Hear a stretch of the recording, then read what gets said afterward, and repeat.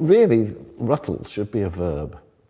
To ruttle should be, you know, to copy or emulate someone you admire, brackets especially in the music business, because the whole business, Mozart was a ruttle. Anybody who's turned on to music is because somebody else is playing music that turns you on. So that way the Rutles are the biggest band in the world.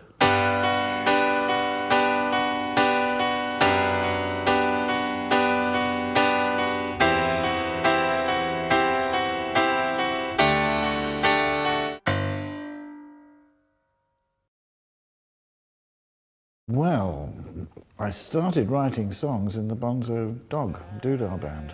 We started off by, you know, just finding old 78s in flea markets, and if they had a silly title like "I'm going to bring a watermelon to my girl tonight," we'd take it home, you know, risk the tuppence or threepence we spent on it, and play it. And if it was funny, we'd learn it. And we carried on like this until we started playing clubs and things up in the north. We kind of got to know the Beatles through Mike McGear, as he called himself then, but Mike McCartney is Paul's brother. And Mike McGear was part of the scaffold, and the Bonzos kept bumping into the scaffold as we went around universities and things like that. And we got on really well together. We even did a gig together at the Liverpool Philharmonic. And so Mike suggested, when Paul decided he was going to become a film director and make Magical Mystery Tour, he said, well, why don't you get the Bonzos in there, you know? And in fact, Viv, I think, had met John beforehand. You know, in fact, John used to drop him off at 3 or 4 in the morning, you know, in his horrible floral Rolls Royce. And they used to come and see us when we were at the Saville Theatre, which is Brian Epstein's. Well, we sort of met up on the filming of the Magical Mystery Tour. We just did one day in Raymond's Review Bar with a stripper.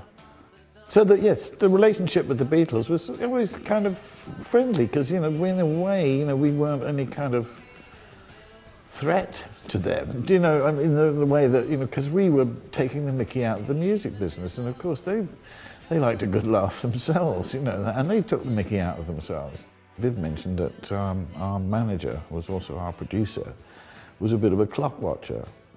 And after 3 hours, he had this theory that no one took more than 3 hours to make a track.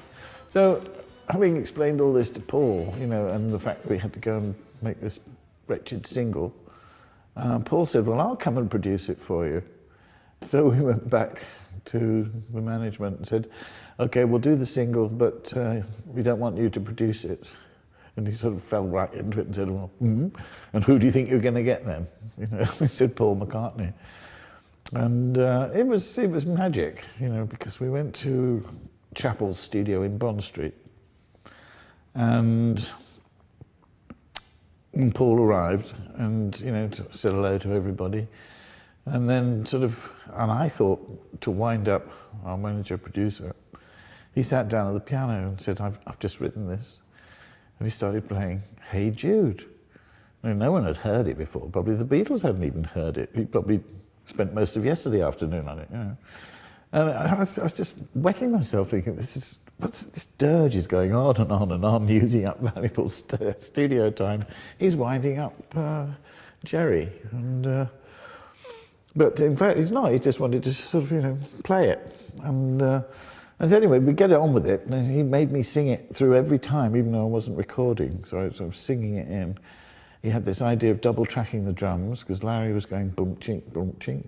And so we'll have one like that, and then we'll have one going boom bat, boom boom bat. And before you knew where you were, the whole thing was sort of like jumping along. But in the end, you know, there was a really good commercial sounding single, and Paul had done a fantastic job.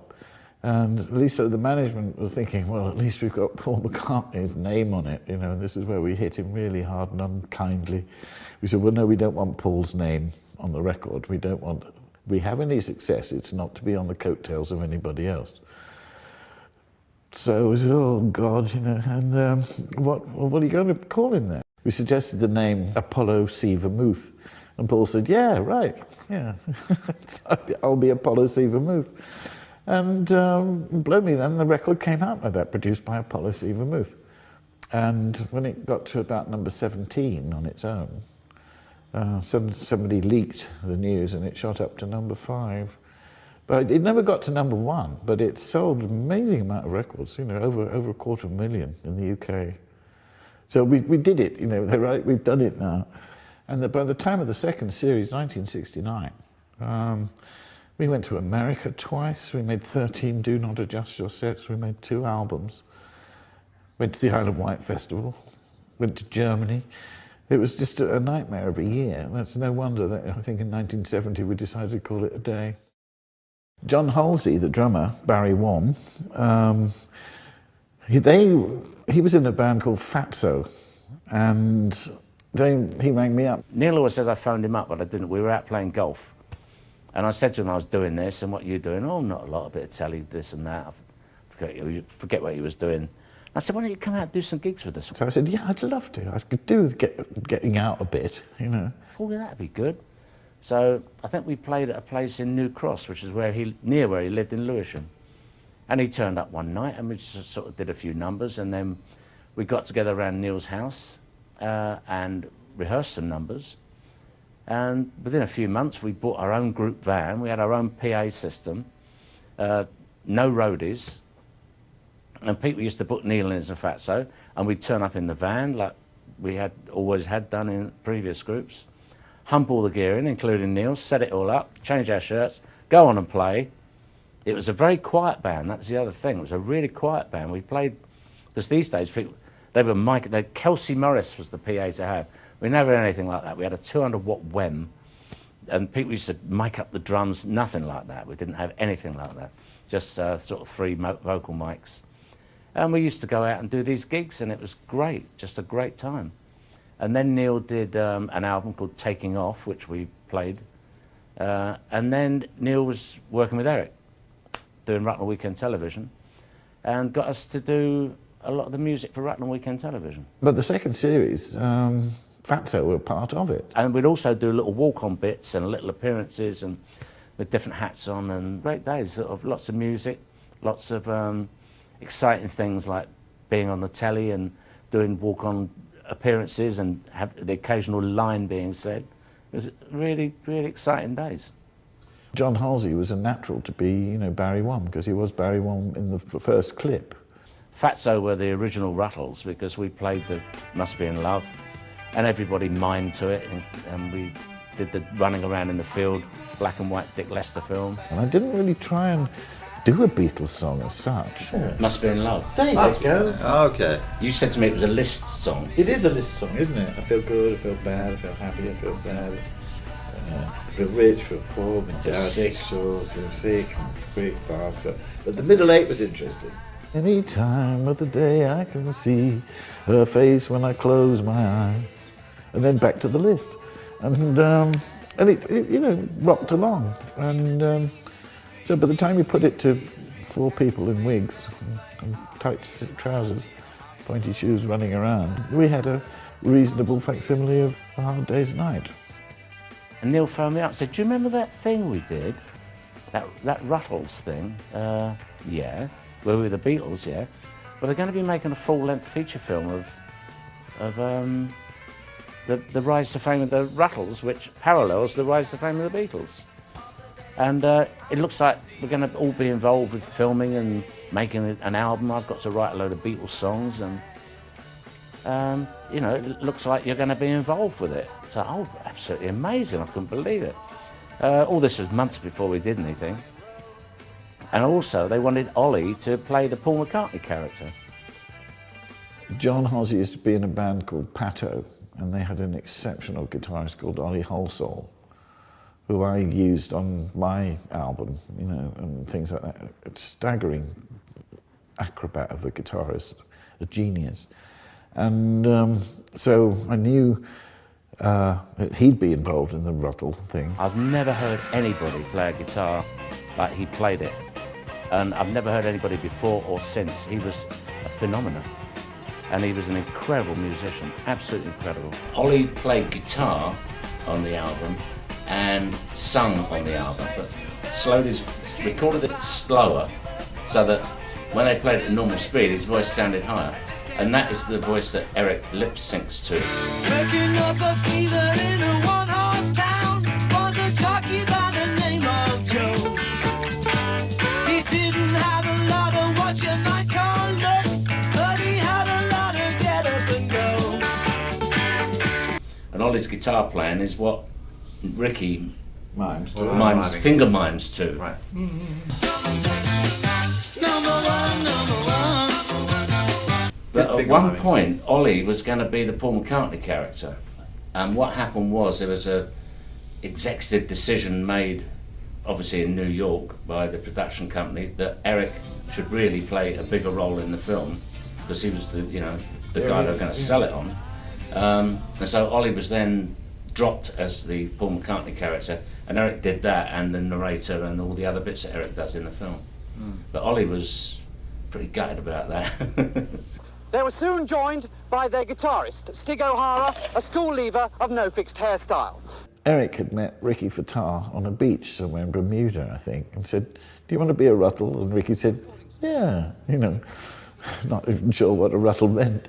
But Ricky was in a band with his brothers called the Flames, and they were signed up by the Beach Boys, so then Ricky took over as drummer with the Beach Boys. He's another one of these people, like Ollie Halsall, Ricky Fattar, Paul McCartney. If you gave them a couple of bricks to bang together, it would sound good. They're multi-instrumental, multi-talented. I was totally dragged in by Eric, who I had met a few months earlier, and thrown into this thing, wound up in a rehearsal room with these guys, and it was basically 2 guitarists and 2 drummers. I didn't know Ricky was a drummer for ages. I didn't know Ricky was a Beach Boy. I didn't know anything about him. It was just this guy, Ricky, with a sort of lovely, lovely man with a soft sort of American accent. For me, it meant going to England, and my girlfriend was living in England, so Would it you was do a it perfect again? little no. Because I'd written by then about 20 Rutles songs. Because that was the funny. I remember it to this day in the office. We got the go-ahead. We can do the whole story. And I was sitting on a corner of a desk somewhere, and they all looked at me, said, "Can you write 20 more Rutles songs? By next Thursday lunchtime?" But I don't. That's what it means, isn't it? I said, "I'll try." Number one. You're my number one. You're so clean. Oh, Peter has been. We're made for each other, girl. You had to do the signposts of the Beatles' story, really. So we had to have a song for the black and white movie, one for the coloured movie. Eric suggested Ouch, which I'm totally grateful because I think it's perfect sort of help. You've got Ouch. And there had to be a kind of All You Need Is Love, so that became Love Life. And then I suppose you needed a kind of Magical Mystery Tour number, and that ended up as Piggy in the Middle. We needed the kind of things that covered the early Cavern days right through to the sort of the breakup. And I think Let's Be Natural is the kind of the sad one. Time goes by, as we all know, naturally. People come and people go, naturally. And I knew that I'd be absolutely stuffed if I listened to any Beatles songs. There's enough of it in there. If I listened to anything in particular, I'd get, blown off course. So I tried to put myself in the places where I first heard certain songs, like Love Me Do or whatever. I was in art school in Norwich. And only about sort of age 17 or 18. And so on. And remembering my own kind of teenage encounters with the fair sex. And you really had to get into that mindset to write songs like Hold My Hand. So once I'd written the songs, I could play them on the guitar, and I knew they were going to work as sort of being Rutley songs. Not exactly like any Beatles songs, but with the atmosphere of certain Beatles songs. So the way we got, together, knitting like a group, it was an inspired idea to sort of like, we rehearsed for 2 weeks. Yeah, you had to play the bass. I had to play the bass. Yeah. So Because I think the only sensible thing that happened is, because we, as musicians, you do have to sort of play the same chords a bit. at the same time. It doesn't just happen, A lot of people think, oh look, musicians, go on, play together. No, you have to have a bit, they're not all totally, So we had this rehearsal for 2 weeks in a place called Hendeen. So there were the three of us and Ollie Honsol. We really felt like a band after we came out there. I mean, it's lots of love. We got it so we could play this stuff live if we had to. Wimbledon was on at the same time, so we'd do a bit of Rutling and then we'd watch a bit of Wimbledon and do a bit more Rutling. I mean, some of those tracks for the cavern in the film and everything like that were recorded on the 2 tracks from the rehearsals.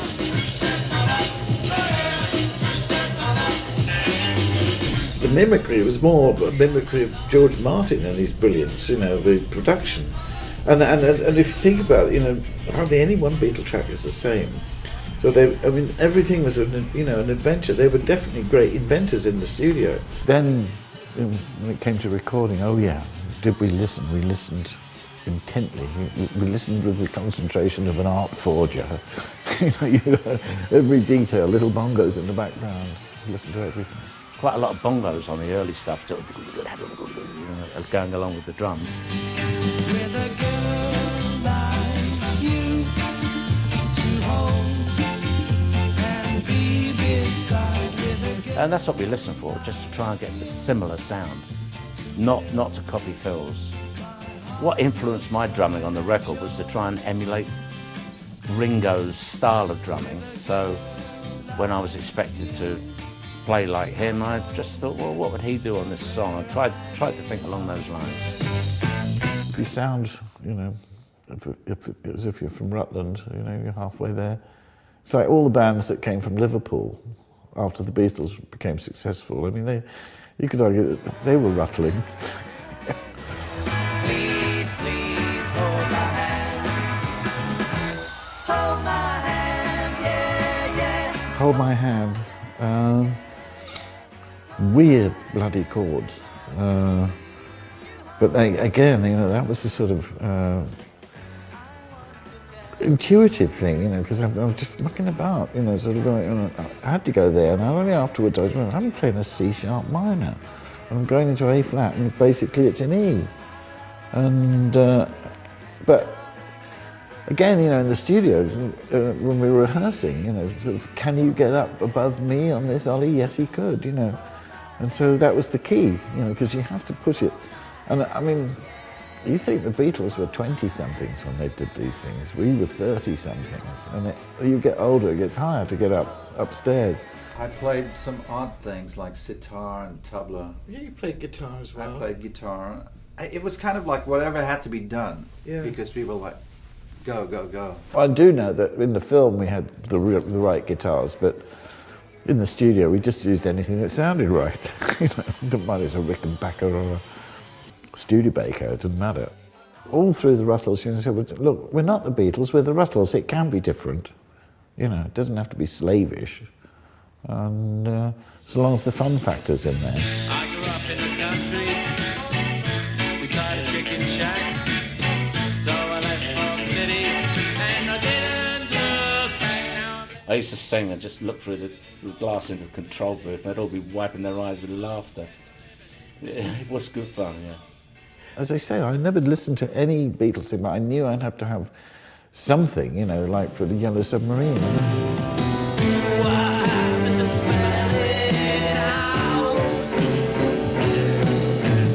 John Altman did all the arrangements on the first album, because we didn't have any keyboards or anything like that to sort of play around with. And again, but he knew exactly what to do. That was a funny thing. Some of the musicians who did the overdubs were actually the same musicians who did the overdubs on the Beatles albums.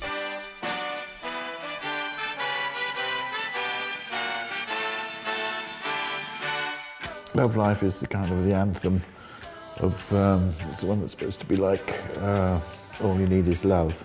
The actual cellists, came on the Rutles album.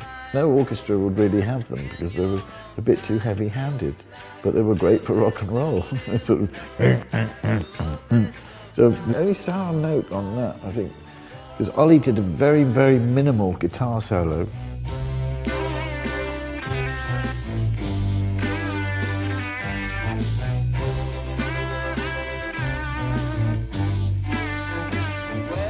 And George thought that was a bit too much, taking the mickey of his more planned, economical guitar solos. Steve James, the engineer, son of Sid, did a brilliant job. In fact, by the time we'd finished it, it was sounding too good because the modern equipment was much better. We put it through a compressor twice to make it sound right.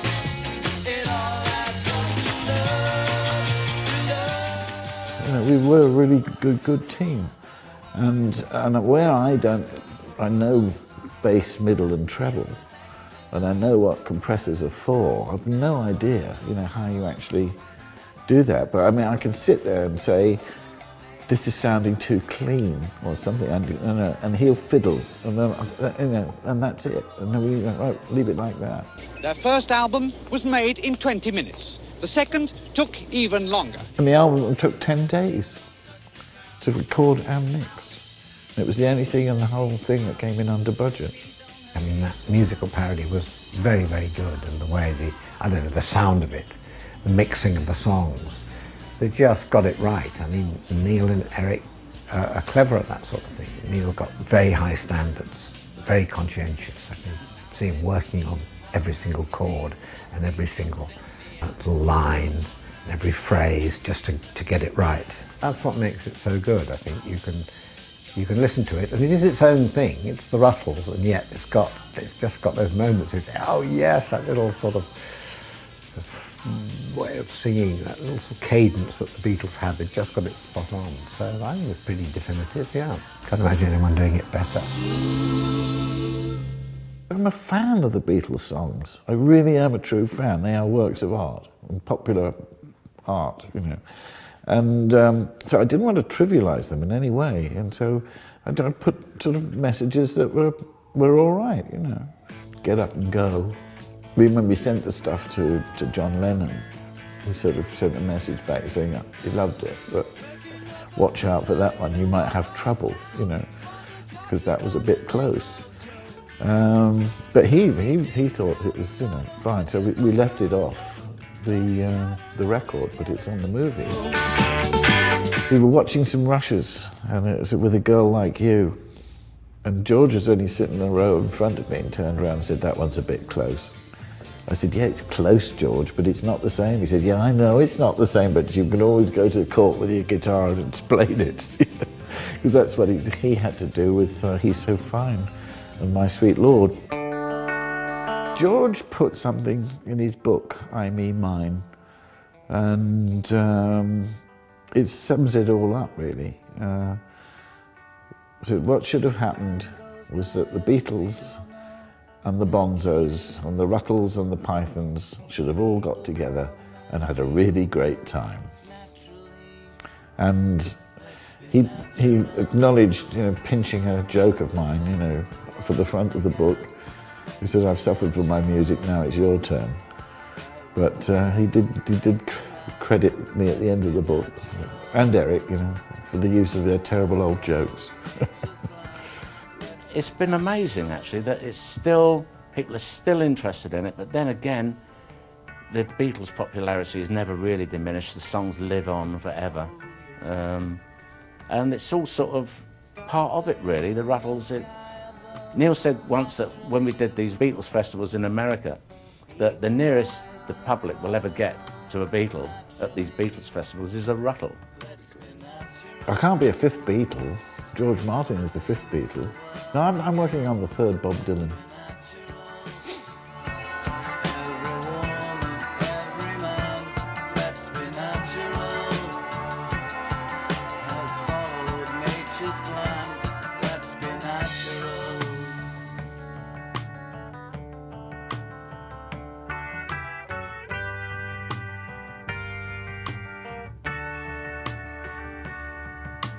Every everything is everything naturally.